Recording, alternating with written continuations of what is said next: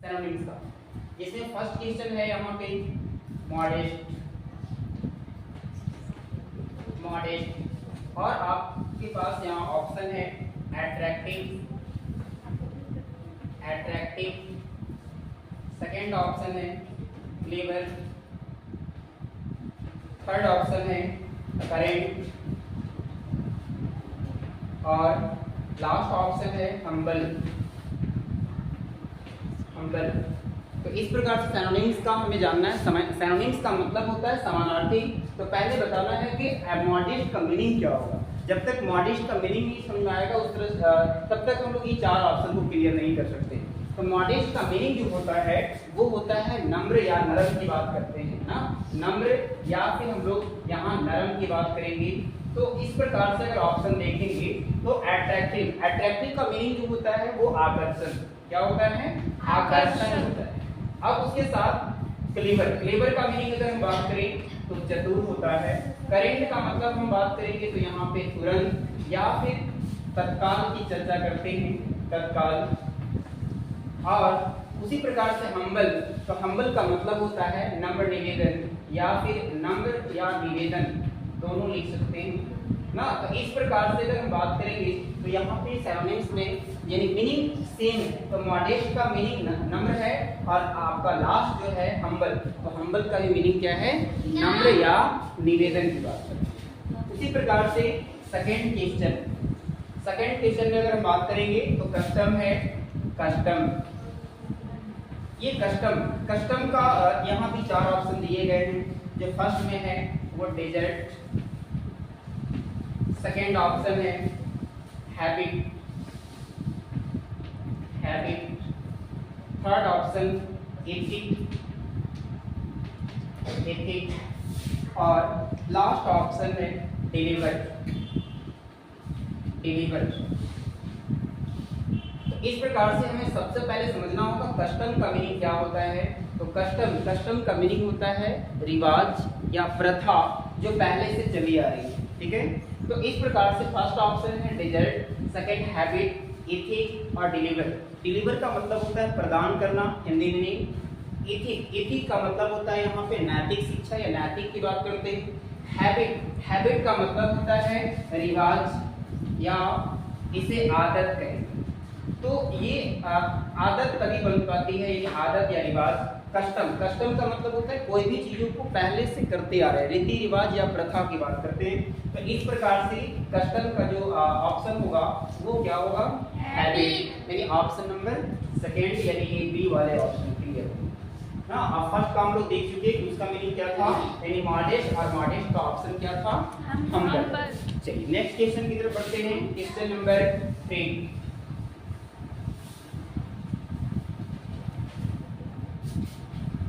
Question number 3 में क्या है, प्रोलॉन्ग, प्रोलॉन्ग, और प्रोलॉन्ग का ऑप्शन है एक्सटेंड, एक्सटेंड, सेकंड ऑप्शन है इंक्वायरी,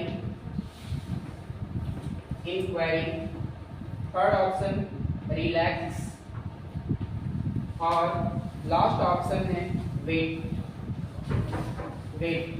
तो इस प्रकार से अगर हम बात करेंगे तो प्रोलॉन्ग का मीनिंग ना इनमें से कौन से होंगे। सिनोनिम्स में हम डिस्कस करते हैं कि प्रोलॉन्ग यानी प्रोलॉन्ग का मीनिंग क्या होता है। तो सबसे पहले हमें प्रोलॉन्ग का मीनिंग समझना होगा। तो प्रोलॉन्ग का मतलब होता है विस्तार करना, यानी विस्तार, किसी भी चीजों को बढ़ा देना।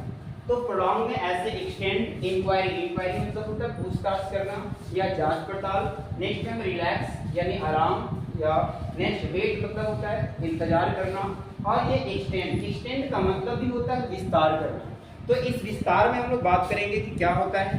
तो लिखेंगे prolong means, prolong means, prolong means lengthen in, lengthen, lengthen in time, यानी कोई भी टाइम में विस्तार कर रहे हैं। इस प्रकार से प्रोलॉन्ग का मीनिंग क्या होगा, लेंथन इन टाइम, यानी कोई भी टाइम को विस्तार कर दिया गया है, बढ़ा दिया गया।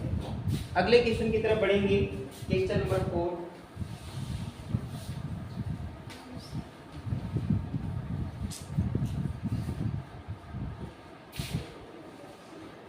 4 में हॉस्टल। ये हॉस्टल का मीनिंग क्या है और उसके साथ 4 ऑप्शन दिए गए हैं। फर्स्ट ऑप्शन में डांस, सेकेंड ऑप्शन हरी, थर्ड ऑप्शन बीजी और डी ऑप्शन में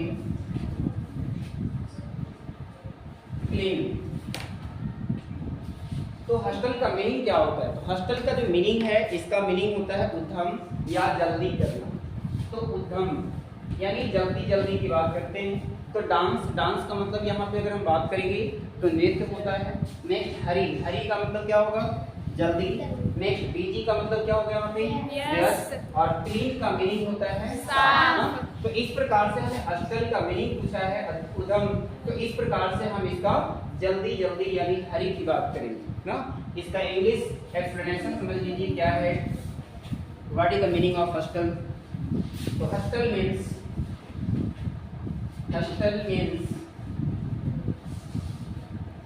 टू मूव क्विकली, यानी जल्दी जल्दी जाना या जल्दी जल्दी चलना। तो इस तरह से हॉस्टल का मीनिंग क्या होगा? कौन सा ऑप्शन? सेकंड, यानी हम लोग हरी की बात करते हैं। नेक्स्ट हम बात करेंगे क्वेश्चन नंबर 5 की तरफ बढ़ते हैं और उसमें सोलेमन।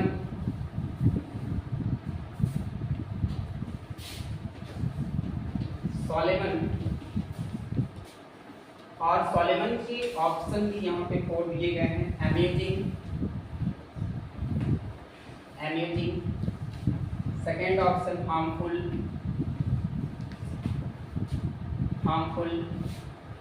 सी ऑप्शन स्पीच और डी सीरियस। इस प्रकार से सबसे पहले हमें सोलेमन का मीनिंग समझना होगा। तो सोलेमन का जो मीनिंग है, इसका मीनिंग होता है गंभीर। तो इस प्रकार से हमें और भी ऑप्शन देखने होंगे, ये करना होगा। तो अमेजिंग का मतलब क्या होता है? तो अमेजिंग का मतलब होता है मनोरंजक। हार्मफुल का मीनिंग होता है हानिकारक। स्पीच भाषण की बात करेंगे या भाषा। और लास्ट है सीरियस। तो सीरियस का मतलब भी होता है गंभीर। इसलिए आपके सोलेमन का जो ऑप्शन है वो इसमें जो सबसे सुटेबल जो ऑप्शन मिल रहे हैं आपका डी है, क्योंकि सिनोनिम्स है तो हमें सेम मीनिंग ही देखना होगा ना, डिफरेंट मीनिंग को हमें इसमें चूज नहीं करना है। चलिए नेक्स्ट सोलेमन का मीनिंग। तो सोलेमन मीन्स वेरी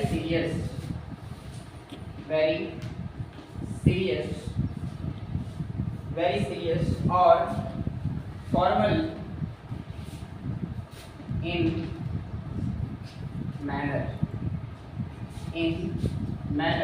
यानी कोई भी मैनर, कोई भी ऐसा चरित्र में यानी उससे जो भी है। तो सोलेमन का जो मीनिंग है वो क्या होता है? सीरियस यानी गंभीर। तो इस प्रकार से इसका भी आप एक्सप्लेनेशन को देख सकते हैं कि सोलेमन मीन्स वेरी सीरियस और formal in manner. So your option will B D. Next question number 6।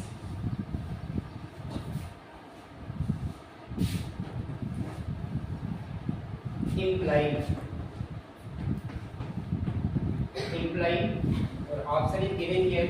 Number 1 suggest, second option step, third option thief and D destroy.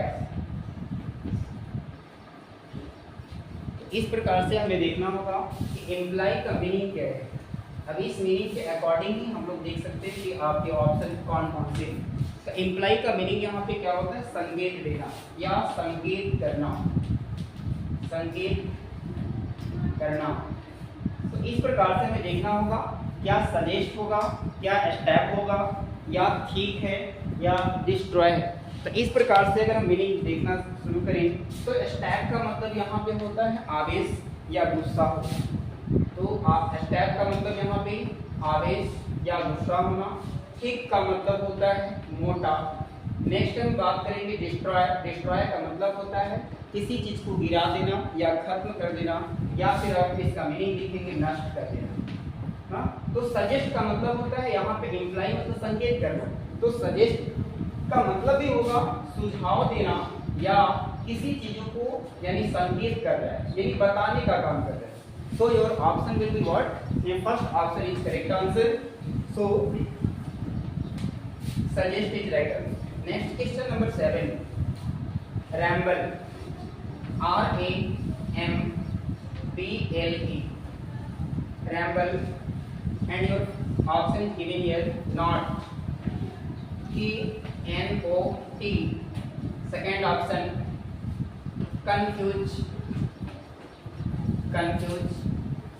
and third option, wander, and last option, wander.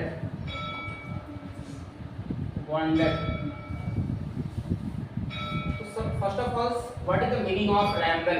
Ramble का meaning यहाँ पे क्या होगा ना, ramble के meaning के according ही हमें समझना होगा इसके 4 ऑप्शन कौन कौन से हो सकते हैं ना। तो पहले रैम्बल का मीनिंग क्या होता है, तो भटकते फिरना यानी घूमते रहना। आप ये भी लिख सकते हैं घूमते रहना या भटकना। तो इस प्रकार से हम समझेंगे कि रैम्बल मतलब घूमते रहना या भटकना। तो ये नॉट क्या है, तो नॉट आप लोग पढ़ेंगे एक समुद्री मील को नापने का भी, यानी समुद्री दूरी को नापने का भी ये एक प्रकार का सिंबल उसका यूज करते हैं नॉट। तो यहाँ पे नॉट का मतलब समुद्री मील समझेंगे। कंफ्यूज का मतलब पूरा तरह से कंफ्यूज होना, यानी आप कह सकते हैं कि ये नहीं होना।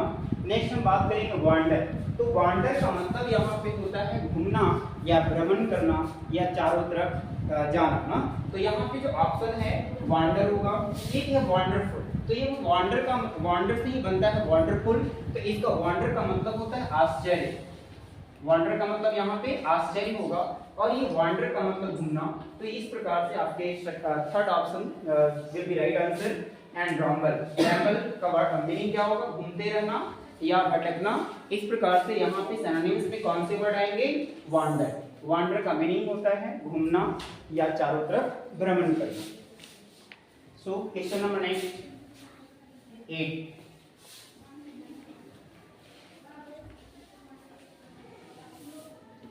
Question number 8, beneficial.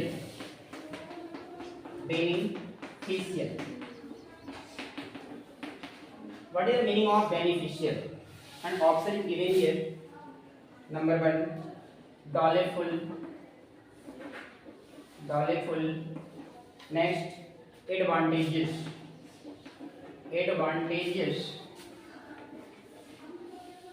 Next, third option,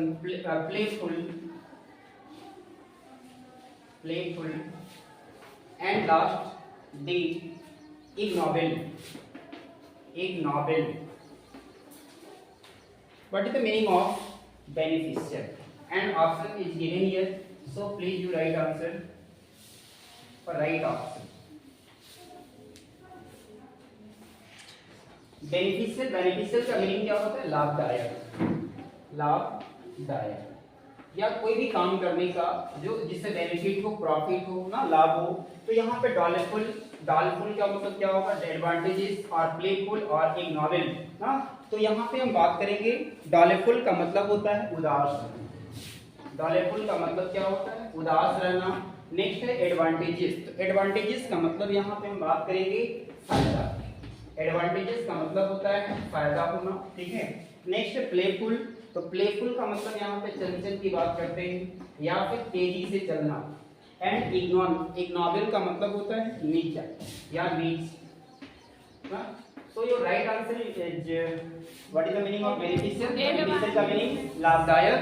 so your answer is what, advantage is right answer. Next question number 9,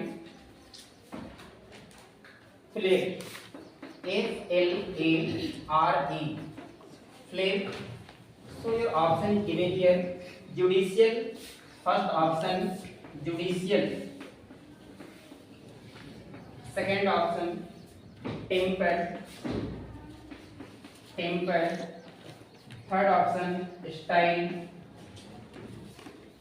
and last D option blaze. And what is the meaning of flair? Flair का meaning यहाँ पे क्या होता है? जब तक आप इसका मीनिंग नहीं समझेंगे तब तक नहीं बना पाएंगे ना। तो फ्लेयर का मीनिंग होता है चमक होता है, चमक। तो फ्लेयर का मीनिंग चमक है। उस प्रकार से जुडिशियल का मीनिंग होता है अदालती। ये हमें लॉ में ज्यादातर देखने को मिलता है। न्यायिक की बात करते हैं तो उसमें जुडिशियल। नेक्स्ट है टेम्पर। तो टेम्पर का मीनिंग यहाँ पे हम स्वभाव की बात करेंगे। टेम्पर का मीनिंग होता है स्वभाव। और स्टाइल का मतलब यहाँ पे हम लोग समझेंगे एक अंदाज या व्यवहार ना। तो यहाँ पे हम लोग अंदाज समझेंगे स्टाइल का मीनिंग। और लास्ट है ब्लेज। तो ब्लेज का मीनिंग यहाँ पे चमकना होता है। ब्लेज का मीनिंग चमकना। So your option is what? क्योंकि फ्लेयर का मतलब भी होता है चमक, और इस प्रकार से आप ब्लेज का मीनिंग भी होता है चमकना या चमक, इसलिए आपका option number D correct. Next question की तरफ आगे बढ़ते हैं, और इसमें हम लोग आज का ये लास्ट क्वेश्चन है, question number 10।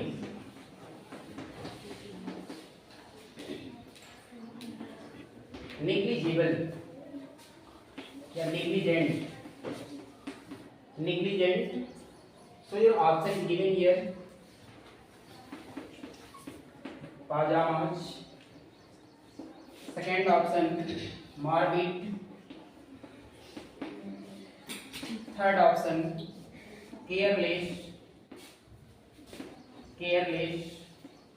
and last option is what?